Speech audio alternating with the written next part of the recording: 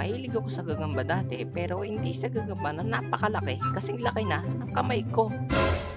Kaya kakwento ko ngayon ang gagamba sa CR.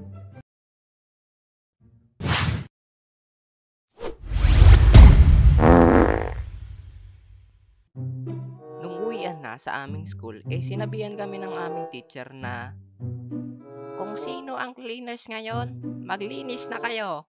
Opo, ma'am. Nga pala, sino magbo-volunteer na maglinis ng CR?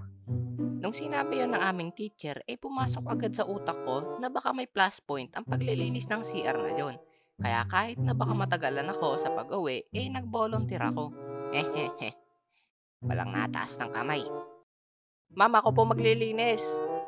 Need mo ng kasama para mabilis ang paglilinis ng CR. Sino isasama mo, nak? Ralph, tara, linis tayo, dali. May service ako, pre. Sorry. Ma'am, may plus grades ba yan? Depende kung malilinis talaga yung CR na papalinis ko sa inyo. Ako na lang po, ma'am, kasama ni Marky. Lilinisin po namin yun ng maigi. O sige nak, pagbutihin nyo dahil titignan ko ang CR na lilinisin nyo bukas. Pagpasok ko pa lang ng school ay nang una kong titignan. Sige po, ma'am. Pumunta na kami sa CR na pinapalinis sa amin ng aming teacher. At dali-dali kami nang hingi ng gamit panglinis sa guard. Dahil wala yung janitor ng school kasi may sakit daw. Kaya pala need ng volunteer para maglinis ng CR. Binigyan kami ng guard ng mga gamit panglinis. Ito yung mop, balde, tabo at sabon panglinis ng maduming CR. Oh, ayusin nyo paglilinis ng CR ha? Opo kuya, salamat po dito. Ay, ano ba kayo? Wala yun. Bilisan nyo lang dyan maglinis ng CR kay baka abutan kayo ng hapon. Sige po. Pumunta na kami kung saan kami maglilinis ng CR. At hindi naman kami naligaw kahit malaki ang school namin. Dahil itinuro ng teacher namin kung saan ang CR na lilinisin namin bago siya umalis ng school. Oh, mga anak, doon ang lilinisin nyo na CR.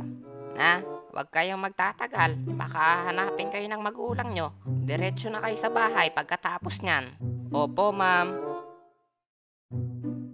Ito na ata yung lilinisin natin. Tara, Marky. 1, 2, 3. Tatlo lang pala eh. Ano kaya dito yung parado? Ang baho, Marky. Ako na maglilinis dito. Dito muna ako. Tsaka na muna yung isa. Pagkatapos ka dito. Tulungan tayo dun sa isa. Oo.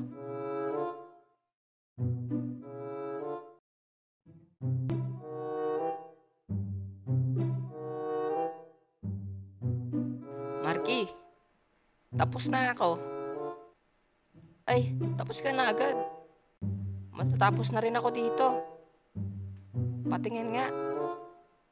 Uy, ang linis. 'Di ba? Ang galing ko. Tulungan na kita dyan. Sige, para mabilis. Tas isa na lang yung lilinisin natin.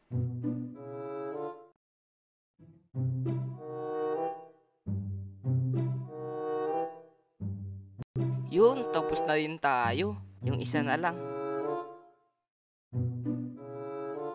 Si mama nag-chat. Bakit? Ano sabi? Umuwi na daw ako. Ay, ang gara naman. Iiwan mo ako dito.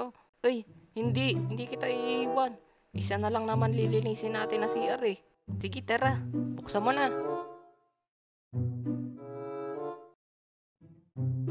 Mas mabaho.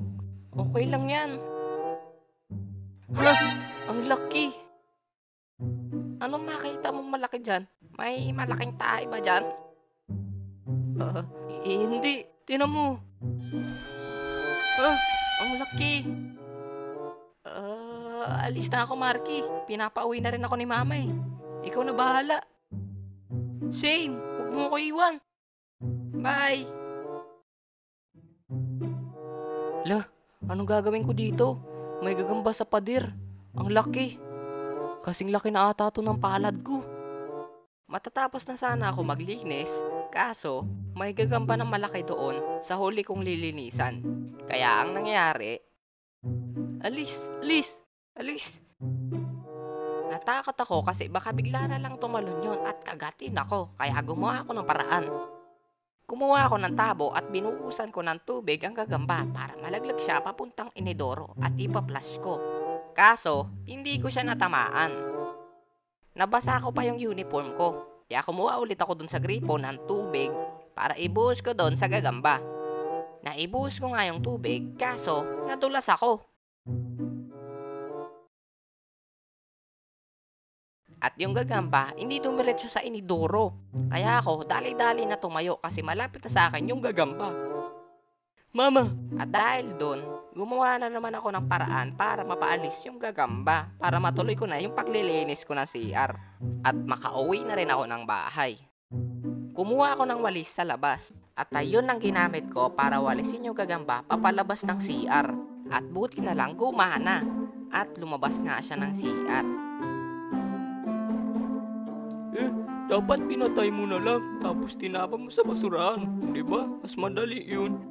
Kaya ako nga, nakakaawa kaya patayin yung gagamba. Kasi may buhay din yun, kawawa naman. Kaya tinapoy ko na lang. Natakot ako kasi ang bilis pala gumapang ng gagamba na yun. Pupunta siya hanggang doon sa garden ng school. Yung doon sa mata mo. At ako, tuloy na ulit sa paglilinis ng CR. Nagmadali na ako nun at binigyan ako ng coke na ibuhos ko doon sa CR. Ako naman, nagtaka. Pero sabi ng guard, Wag mong iinumin yan ha. Pangbuhusin sa inidoro. Panlinis yan ng CR. sige po kuya. Pero ako, kumuha ako ng sabon sa CR namin, sa mismong CR ng classroom namin. At ayun ang ginamit ko pang linis doon sa huling lilinisin ko. At yung coke, Yeah, boy. ininom ko. Yung coke, yung tinungga ko kasi pagod na ako sa paglilinis ng CR. At pagkatapos nun, nagpaalam na ako sa guard na linis na yung CR. Nung naglalakad na ako pauwi, meron akong nakita na malapit sa puno at parang meron siyang hinuhuli. At alam niyo ba kung sino nakita ko? Pre, sabi mo uwi ka na, ba't ka nandyan? Sorry Marky, nanguhuli ako gagamba eh. Kanina ko pa to nakita eh, nung pumasok ako. Sayang naman kung di ko hulihin. Nanguhuli ka ng gagamba dyan, tapos iniwan mo ako doon kasi may malaking gagamba. Ang laki nun, kagatin pa ako nun eh. Bahala ka dyan, uwi na ako. Baka makidnap pa ako dito ng puting pan. Uwi ka na din. Oo, uuwi rin ako. Huwag mo sabihin kay mama, nanghuli ako gagamba. Oo naman, di kita susumbong. Buti pinaalala mo. Susumbong kita. Matapos ko siya madaanan doon, dumiretso na ako papuntang bahay nila para magsumbong sa mama niya. At pagkatapos nun, umuwi na ako. Hindi lang to yung pagkakataon na nakakita ako nito. Nakakita rin ako sa bahay namin, sa pader. Napagapang-gapang siya at hihinto bigla. Kaya ang ginawa namin, pinagbabato namin ng tsinelas. Kaso, hindi namin matamaan. Kaya ang nangyari, pumunta siya sa pinakasulok ng divider namin. At hindi ko na siya nakita habang buhay. At yung divider na yon, yung katabi ko lang ngayon. Ito yun oh. Siguro wala naman na siya dyan. Matagal na yun eh. Ano yun? Medyo lumalamig na ang panahon na. At December na. Alam nyo na ata kung ano meron sa December. Parang may magbibigay sa akin ng blue na papel ah. Sino kaya makakahula ng upload ni Kuya Mariki ngayon? Comment nyo dyan sa baba kung ano naiisip nyo. Babush! So hanggang dito na lang. Kita na lang tayo sa susunod nating video. Comment kayo dyan sa baba kung anong gusto nyo na gawin kong next content natin. At para na rin ma-shoutout ko kayong lahat. Yun lang. Babush!